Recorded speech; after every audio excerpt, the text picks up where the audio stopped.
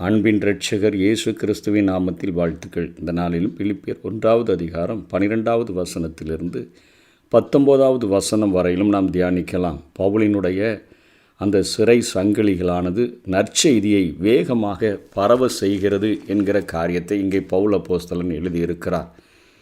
இன்றைக்கு நாம் ஊழியம் செய்கிற ஆண்டவருடைய பிள்ளைகள், ஆண்டவருக்காக வாழுகிற பிள்ளைகள் எல்லாவற்றிலும் விடுதலையோடு கூட இருந்தால்தான் முழுமையாக நாம் தேவ சித்தத்தை நிறைவேற்றிவிட முடியும், தேவன் நம்மில் முழுமையாக கிரியை செய்ய முடியும் என்று சொல்லி நாம் நினைக்கிறோம்.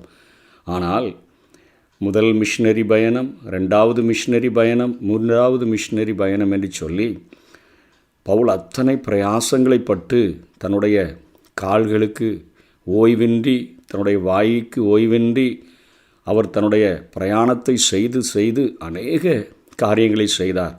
இப்பொழுது அவருடைய கால்கள் 4 சுவருக்குள்ளாக அடைக்கப்பட்டிருக்கிறது. கைகளிலே விலங்கிடப்பட்ட அந்த சூழ்நிலையின் மத்தியிலே இனிமேல் சுவிசேஷமே பரவுகிறதற்கு வாய்ப்பில்லை என்கிற சூழ்நிலையின் மத்தியில் தான் இந்த சிறையிலிருந்து அங்கே எப்பாப்ரா தீத்துவின் மூலமாக பிலிப்பியர்களுக்கு கொடுக்கிற அந்த கடிதத்தில் இந்த காரியத்தை குறிப்பிடுகிறார். சகோதரரே, எனக்கு சம்பவித்தவைகள் சுவிசேஷம் பிரபலமாகும்படிக்கு ஏதுவாயிற்றென்று நீங்கள் அறிய மனதாயிருக்கிறேன். 4 சுவருக்குள்ளே இருக்கிறதுனால பவுல் இதோடு முடிஞ்சது, ஊழியமே செய்யலை, சரியாக பிரச்சனையில் மாட்டிக்கொண்டார். அவருடைய சிறை சங்கிலிகள் அவருக்கு கொடுக்கப்பட்டபடினால் அவர் இனிமேல் ஒன்றுமே செய்ய முடியாது என்று சொல்லி நீங்கள் நினச்சிருக்கலாம். ஆனால் ஆண்டவருடைய சுவிசேஷத்தை, நற்செய்தியை எந்த ஒரு 4 சுவர்களோ அதை தடுத்துவிட முடியாது என்பதை உணர்த்தி வைக்கும் வண்ணமாக இந்த காரியத்தை எழுதுகிறார். நம்முடைய வாழ்க்கையிலும் நமக்கு அநேக காரியங்கள் கட்டுகள் போல காணப்பட்டாலும், முன்னேற முடியாதது போல தடைகள் உண்டானாலும், சுவிசேஷத்திற்கான வாசல்கள் சரியாக திறக்கவில்லையே என்கிறது போல ஒரு சூழ்நிலைகள் ஏற்பட்டாலும், நம்முடைய காரியங்களிலும் ஆண்டவர் இப்படிப்பட்ட வாய்ப்புகளை ஏற்படுத்தி தருகிறவராக இருக்கிறார். இவர் சொல்லுகிறார், அரண்மனை எங்கும் உள்ளவர்களுக்கும் மற்ற யாவருக்கும் என் கட்டுகள் கிறிஸ்துவுக்குள்ளான கட்டுகள் என்று வெளியரங்கமாகி, அதாவது இங்கே அடைக்கப்பட்டிருக்கிறபடினால அரண்மனையில் உள்ளவங்களுக்கெல்லாம் இந்த சுவிசேஷம் தெரிய வந்துருச்சு.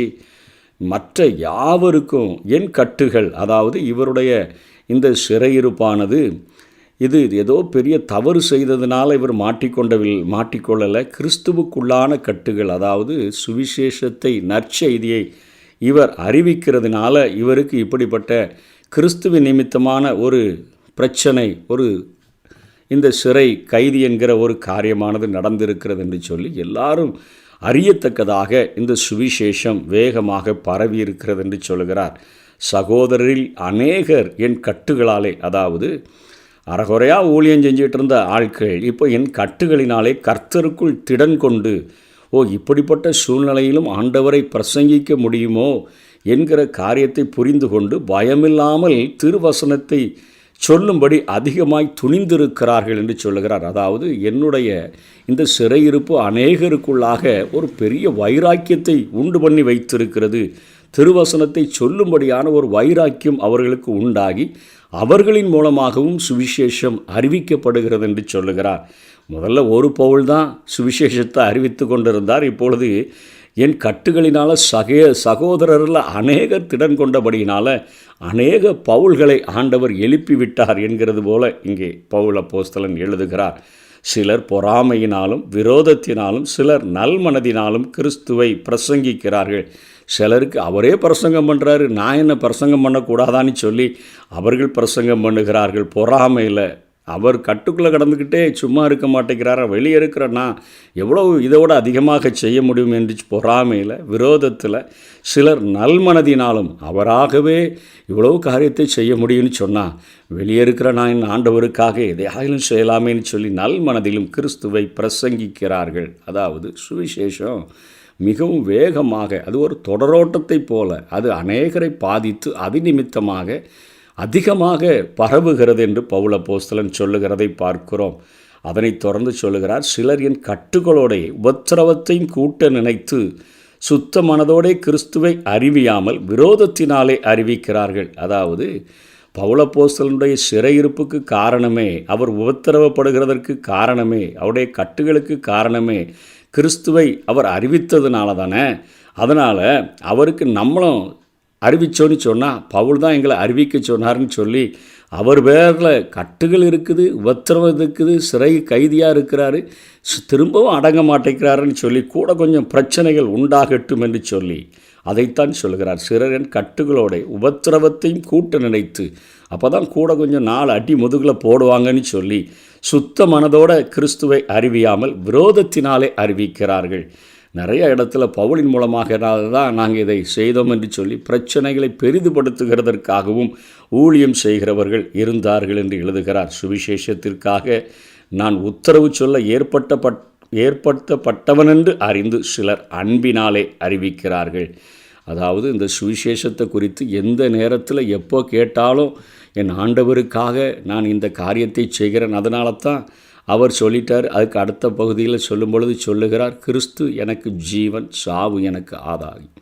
என்னுடைய இந்த சரீரத்தில் நான் பாடுகளை பட்டாலும், நான் மரித்தாலும், சாவினாலாகிலும் ஜீவனினாலாகிலும் கிறிஸ்து மகிமைப்படுவார். இதை நான் சுவிசேஷத்திற்காக எந்த சூழ்நிலையிலும் உத்தரவு சொல்ல ஏற்படுத்தப்பட்டவன் என்று அறிந்து சிலர் அன்பினாலே அறிவிக்கிறார்கள். என் மேலே வைத்த அன்பு, கிறிஸ்துவின் மேல் வைத்த அன்பினால் இந்த சுவிசேஷத்தை அறிவிக்கிறார்கள். இதனால் என்ன? வஞ்சகத்தினாலாவது உண்மையினாலாவது எப்படியாவது கிறிஸ்து அறிவிக்கப்படுகிறார். அதனால் சந்தோஷப்படுகிறேன், இன்னமும் சந்தோஷப்படுவேன்.